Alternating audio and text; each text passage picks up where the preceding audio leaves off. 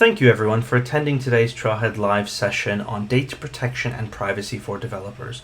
My name is Stephan Garcia and I'm a developer evangelist here at Salesforce. If you wanted to reach out to me after the session, you could always find me on email at stephan.garcia@salesforce.com or find me on Twitter at StephanWCG, where I'll be sharing out the content from today's session. Now, before we get started, I do have to point out our forward-looking statement.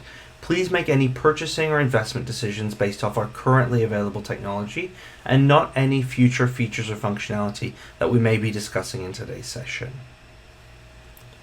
Now, as we get ourselves kicked off, I do have to point out we are going to be talking about data protection and privacy today, and before you make any decisions on the way you're configuring your org or playing around with these features, please consult your legal and marketing departments before creating these programs to ensure that you're within their guidelines. Now, to get us started, we're going to talk about what data protection and privacy really means to Salesforce and to our products and platform. We're then going to look at what a unified consent management strategy really looks like across an org. We're then going to take that consent data and those objects and look at how we can use those in Flow to give our users access to those records. We're then going to take a look at the new consent API that you can use to track consent records via that consent API.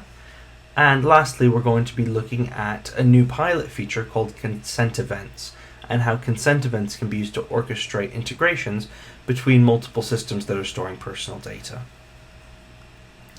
Now, just a few weeks ago at Trailhead DX, Marla Hay, the product manager for all of these awesome objects and features, and I did a great session on architectural patterns for data privacy. Please, it's a great companion to this talk we're going to be going through today. Go and check that out. We do focus more on the architecture side of things, while this session will be focused on much more of the dev tools and the ways that you can actually use these objects and these features.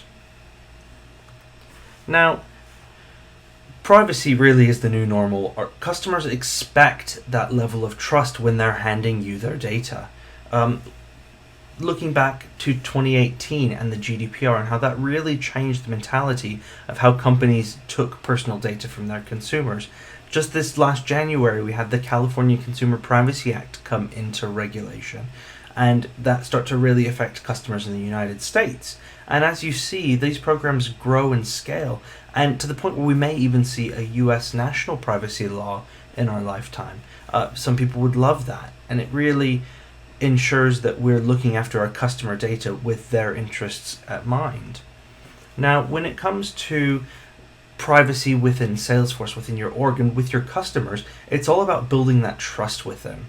If we take a look just at the GDPR itself, a big part of that foundation was individual rights and giving individuals rights over the personal data that they've given you.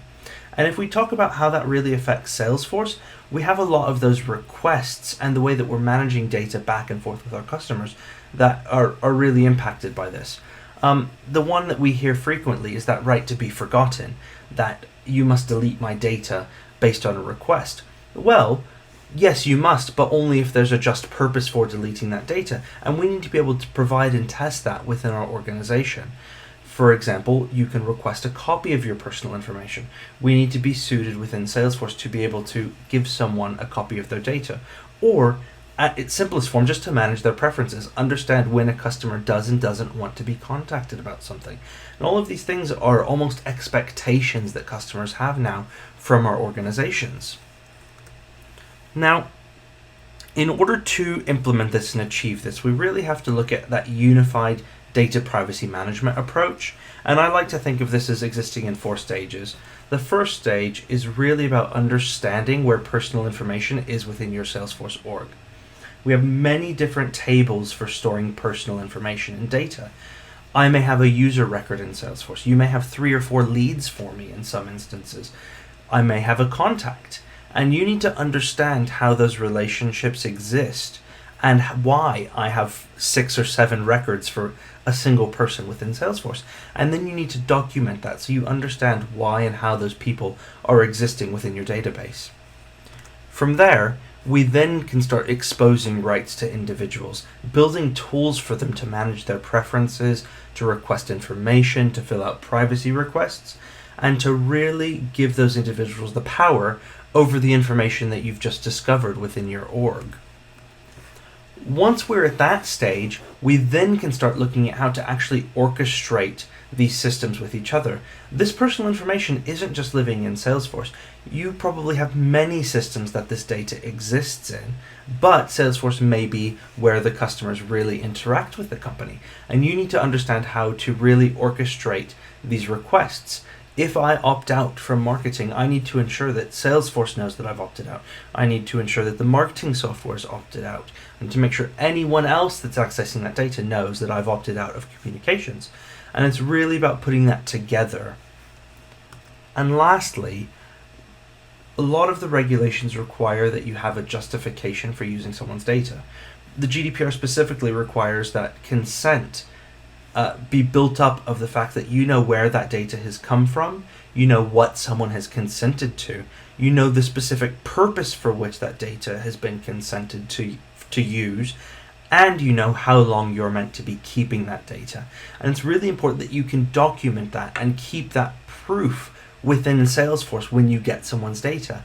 Thankfully, Salesforce has thought about this ahead of time and created loads of objects and features that we can use to start doing this. Now, the approach, while simple, can be quite complicated in many instances. Like I said, you could have 7 versions of me within Salesforce stored in different objects, maybe even a custom object, that all needs to be brought together. And the way that we do this is with the individual object. It was released a few years ago, and there was a lot of confusion around how to implement it or what it really meant. But if we sum it and bring it down to sort of the bare bones use case, is that the individual is that single view of someone. You may have 3 leads, like I said. You may have a user, you may have a person account, you may have a contact. And all of those records can relate back, all of those people records can relate back to that individual. That individual can then be associated with the privacy records and preferences to ensure that those preferences exist and roll up to all of the people associated to that individual. And it really ensures that you know how you can contact someone at all times based on those preferences associated to that individual. Now, the way that works is by using a load of custom standard objects that we've implemented within Salesforce. And those are the consent objects. Now, like I said, the consent objects can relate to contacts, leads, users, person accounts, and now even employees, so that you can really understand how that individual person exists in association with those personas. And when I say personas, I mean that contact is the persona of an individual. It's that role that they play in that time within your org. The lead that's associated to that individual, who is still the same person as the contact, but isn't generally linked directly in all instances. Now, that individual then relates down to our consent objects. And the one we're going to be focusing on today is the contact point type consent. Now, that contact point type consent has a lookup to an engagement channel type. When we say type, we're talking about that channel. And so you're gaining someone's consent for a specific channel and a specific purpose for using that data. Now, that purpose could be something as simple as email marketing, or you can get specific with it and look at things like Facebook custom audiences, because Facebook custom audiences, according to their terms and conditions, require consent for you to upload someone's data into. And you can use that contact point type consent to use their social media to use and upload against Facebook custom audiences, for example. We'll dig into that a little bit more when we start looking at the objects in Salesforce, but it's important to note that this is what we're going to be focusing on today. Now, over time, this has grown quite massively. There are now many, many different ways of capturing consent on Salesforce. Now, if you go to this URL, we do have this ERD here in the documentation, but we're actually going to pop into that now. Here you can see we have that individual within Salesforce here, and that individual has a set of fields like their name and a load of preferences. Now, we can see once again, like we showed earlier, that relates back to person accounts, contacts, users, leads, and employees now. And then we have 5 different types of consent that we can log against someone. we can capture consent against a form, like privacy policies and terms and conditions.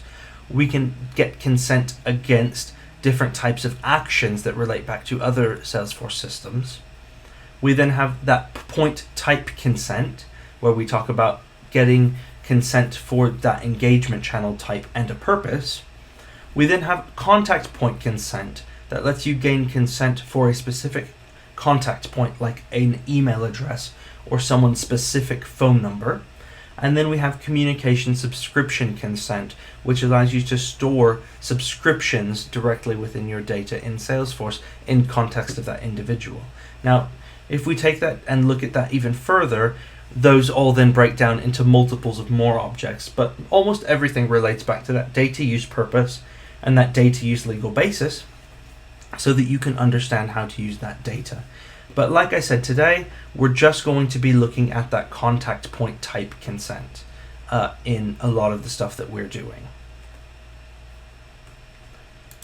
So how do you get started with this? How does it all come together? How does it work? Well, to help you visualize this, about a year ago now, I built an app for Salesforce Labs called Consent Capture. And Consent Capture is a flow template that uses a series of Lightning Web components and an Apex class to take that data as it lives below the individual and bring it up to the UI layer so that your users can interact with those consent records in the context of that contact, that lead, that person account, that user, or wherever that flow sits. Now, when we talk about that contact point type consent record, there are quite a few attributes that you need in order to actually use that record. The first of those is an individual. We need to make sure that an individual is created for anyone who we're storing consent against.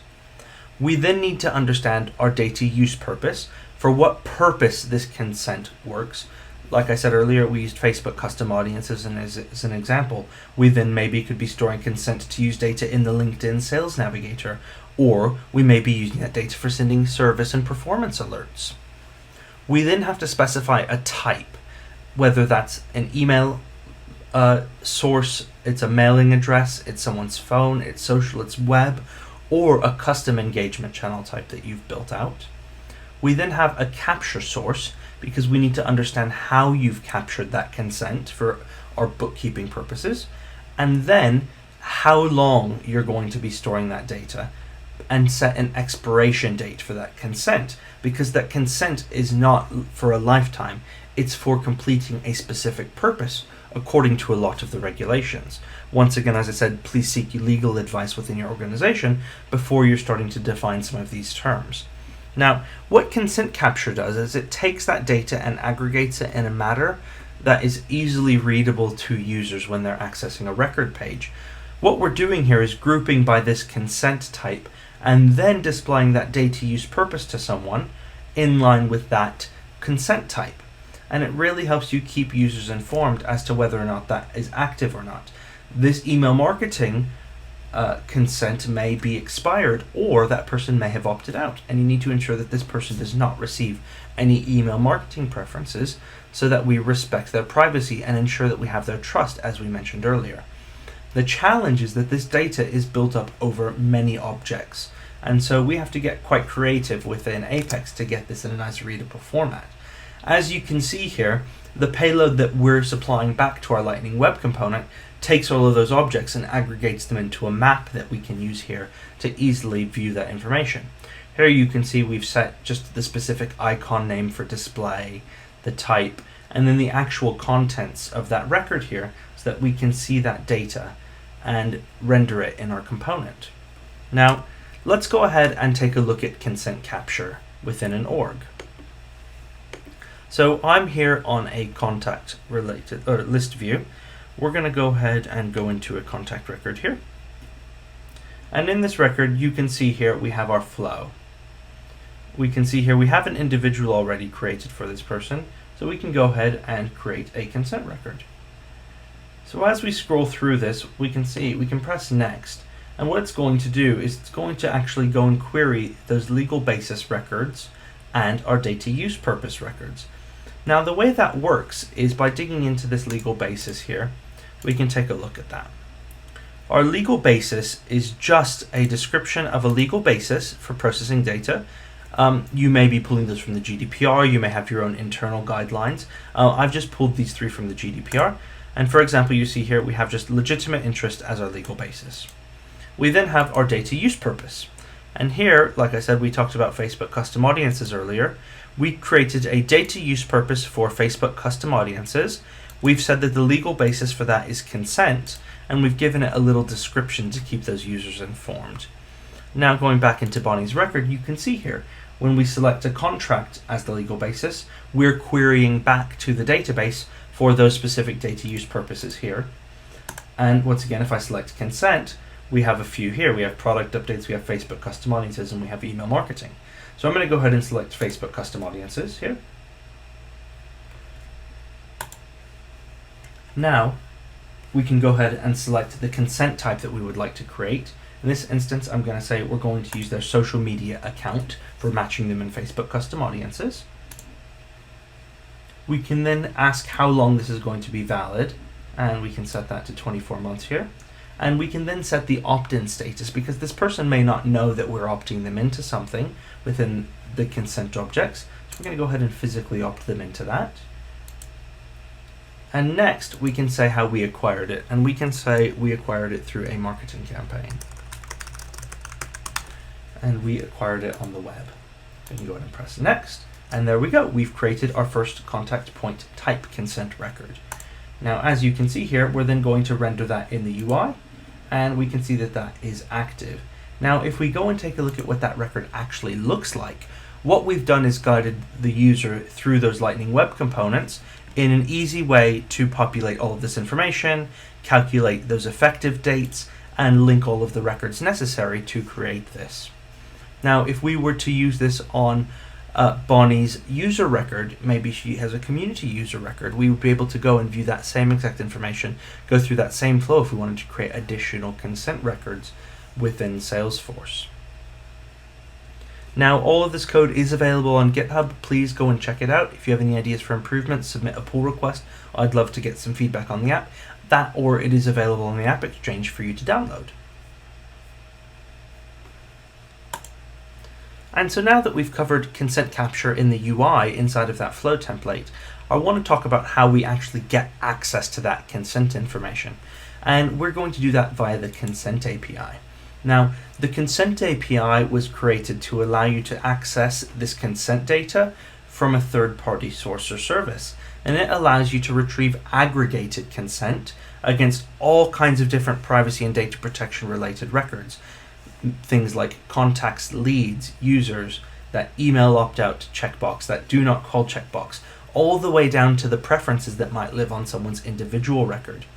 Now, what's really cool about this API is you can supply it a list of email addresses or record IDs, or mix and match the two, and it will let you know whether or not you can contact someone. You can also specify the type of consent. So for example, I could choose whether or not I want to check if I can email someone, or I can choose whether or not I want to check if I can call someone, or both, or all of the above. And you can either return an aggregated response, which means that if I passed the API a list of 100 email addresses, it will say yes or no to sending the email. If I return that aggregated response, if I return a verbose response, it will show me all of the detail around why I can and cannot contact someone, and give me that list back of who I can contact and who I can't. And we'll look at that in a moment. Now, for example, it's looking at all of these different fields from the records to give you that aggregated response.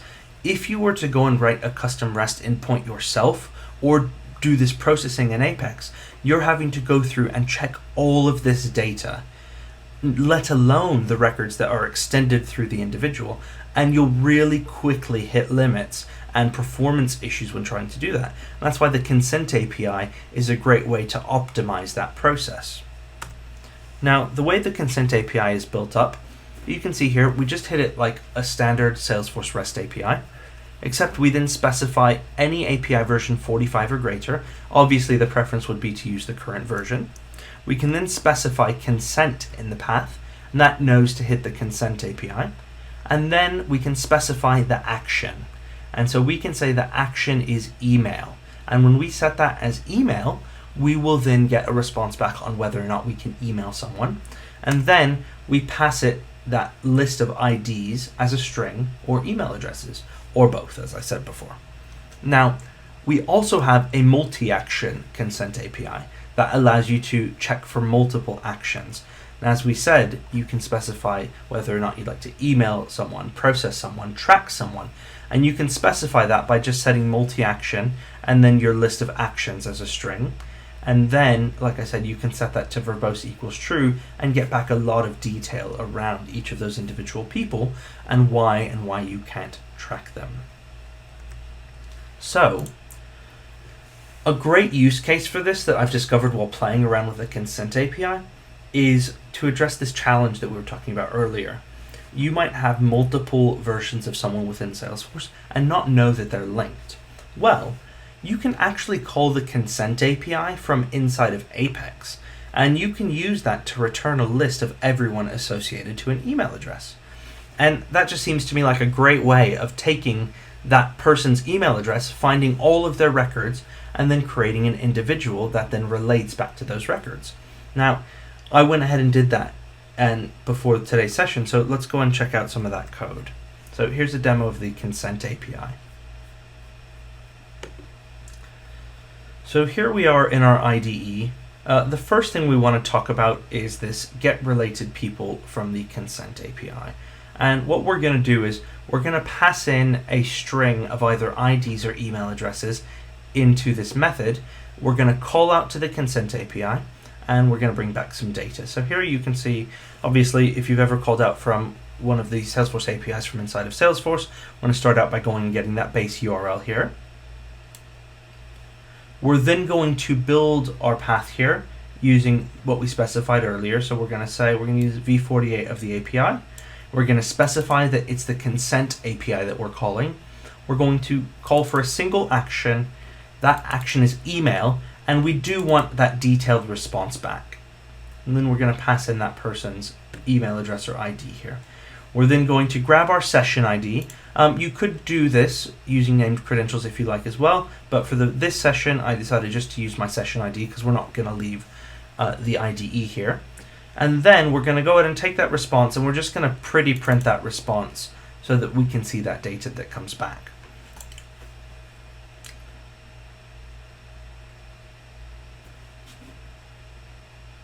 Great, so now we're going to go ahead and open up our anonymous Apex console here, and we're going to go ahead and run this method and take a look at the response. So here you can see we're just calling our consent API service, and we're going to call that get related people from consent API method, and we're going to go ahead and pass in an email address, and this email address is shay@example.com. So let's go ahead and run that. You can see here we're going to execute that. The call out was successful. Let's go ahead and take a look at that pretty printed response in our debug statement. So here you can see we have shay@example.com has been found. We can see here that there is a contact record that has been found. We can see here that there's a lead record that's been found. And then we can see here as well that there's a user record that's been found. And we can see that this is false. We are not allowed to email Shay. Now the reason that we can't, let's go ahead and take a look at. We can see here that it's checked that field of email to see that there is an email address. It's taken a look at the opted out of email field, and that's fine. We can see here that we have the lead. The lead has an email address. They've not opted out of email, but we see here that there is actually a LinkedIn Sales Navigator record that has then been set as opt out, and so because of that we are not allowed to email this person for that purpose, and it will not let us proceed because there's been a negative flag picked up. Now what you don't see here is an individual record, so we can go ahead and then call on our other method that we've created to create that individual. And just so you can see what that's doing is we've created our associate individual via consent API response method that we can then use to go ahead, grab the base URL, then we're going to go ahead and get those people from the consent API. We're going to parse that response, and then we're going to go ahead and create individual records based on that response, and go ahead and create all of the people that exist within that person. So, great. So once again, let's go ahead and open up the Anonymous Apex console, and let's go ahead and this time set our associate individual via consent API response method, and pass in that email address again for Shay. So let's go ahead and press play there, and we're going to go ahead and run that. And what you can see is we have this individual now here, and we have a URL to their record that we've just created. So let's go ahead and take that URL, and let's take a look at that record. Here you can see we now have an individual record for Shay at example.com, and we can see here we have a contact record for Shay, we have a lead record for Shay, and on the back end it's also associated the user record to this individual. If we go ahead and go into setup here, what we can see is we now have our user for Shay, and we can see that that user should have an individual there now associated to it with that record. And we've done that by calling out to the consent API, parsing the response, and then going in, creating the individual, and associating it to all of the records that were found in that single call out. We didn't have to write all kinds of logic to do email matching and going and searching for all of those records. Save us all a lot of time in the future. And that's the consent API. It's a great way to call out to get whether or not you can email someone or contact someone based on their preferences from outside of Salesforce or even within Salesforce, as we've just seen. Now, the third and final feature I want to talk about today is the new consent event stream that was talked about at Trailhead DX. Now, the first part of the consent event stream is the fact that change data capture has been enabled for all of the consent objects. Our leads, contacts, individuals, contact point type, consents, all of those records now can stream events when changes have been made to those records. Now, to take that to the next level, like I said, it streams from the platform event bus, just like change data capture functions on all of your other standard objects. Now, what the consent event stream does is actually takes those CDC events and uses a custom consent message handler to stream a single event for all consent events that are ingested. That way you're not having to write loads of different applications and methods and processes for each of the different CDC events. You get a single consent event that can be used to render all of the objects. Now, what that looks like is by obviously subscribing to the event/consent event stream. You then get a specified object name when it's changed. You get the changed values and you get the record ID there. So for example, you can see here that in this payload we have our object is the contact point type consent record, and we can see that that status has been changed to opt-in. We also get some more details about that, but we'll take a look at that in a second. A great use case for the consent event stream is the right to be forgotten. For example, if someone asks to be forgotten within Salesforce, you could then stream an event using the consent events, receive that event within MuleSoft, maybe store that obfuscated data in Heroku, or integrate it with other systems to ensure that that data has been deleted. And that's all kicked off by that change happening in Salesforce. So now let's take a look at consent events in action.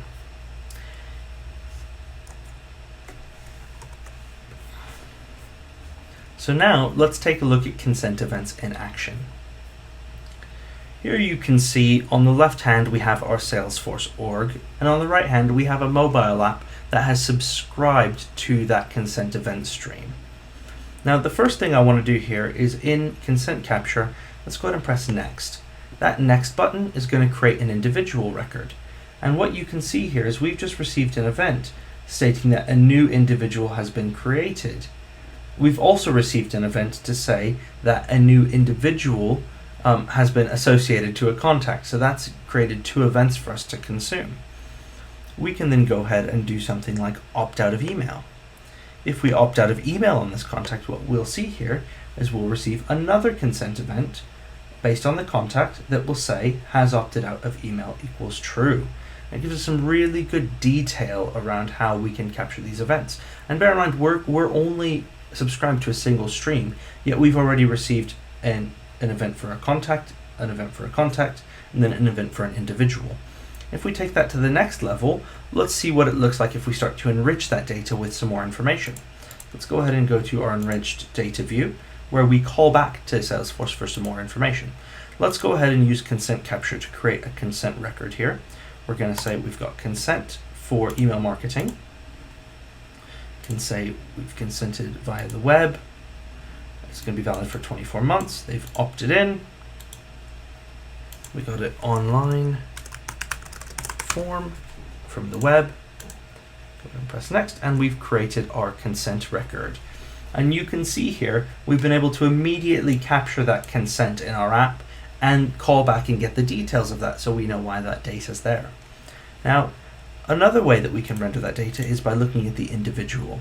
Now, as I said earlier, the individual has lots of different fields that can be changed on its record. And so let's go ahead and let's opt out of a few things. Let's say we don't want to process, we don't want to market, we don't want to profile this person. You can go ahead and save that record, and just like the event before, you will see immediately that is then received here in our app, and we can see those specific preferences that were changed using that single event stream. It just proves how flexible it is to be able to receive those events for multiple different purposes and use them within our apps and services. Like we said in that use case for the right to be forgotten, you can let someone know immediately that they've been asked to be removed from their databases, and you can process that according to your company's policies.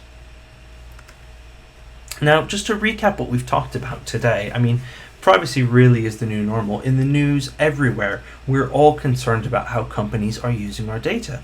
And you need to understand that you are one of those companies when you're asking for someone's information, and that you're ready to treat it with the respect that it deserves. It's important that you take those consent objects and incorporate them into your designs. Like I said, there's a great session from Trailhead DX that we did a couple of weeks ago. Go ahead and watch that for more of a high level around the architecture, but bring these objects into your daily use and really understand how you can use them. There is some programming and some work involved, so really start to get to know them now. Please, the consent API is great, use it. Understand whether or not you can contact someone before you actually do it. If you have a system that you've built to mass email people, or you're mass emailing people from within Salesforce, always double check to make sure that you have permission to do that. And lastly, ensure that your records and systems are really integrated tightly using the consent events. I'll give you some more information about how to get on that pilot in a moment, but it's a great way to start thinking about how you can orchestrate some really robust patterns for privacy management within your company. Now, just some resources. I will link to the consent API docs and tweet those out after, so you can check that out. Check out consent capture on GitHub through Salesforce Labs, and check out that code. And if you have any ideas, like I said, submit a pull request. It'd be great to see it grow. And check out the consent event stream pilot by contacting Marla Hay at imhay@salesforce.com. She's really looking for companies that would love to try out some of that functionality. There's some great trails available as well around privacy law basics and how you can start to get to know change data capture in preparation for that consent event stream. And thank you so much for attending today's session. I hope you found it very useful. Data privacy and protection is a huge passion of mine, if you can't tell or seen me speak about it for all these years. Please share your feedback. Like I said, check out my Twitter at StephanWCG for all the code and any resources from today's session. Thank you very much.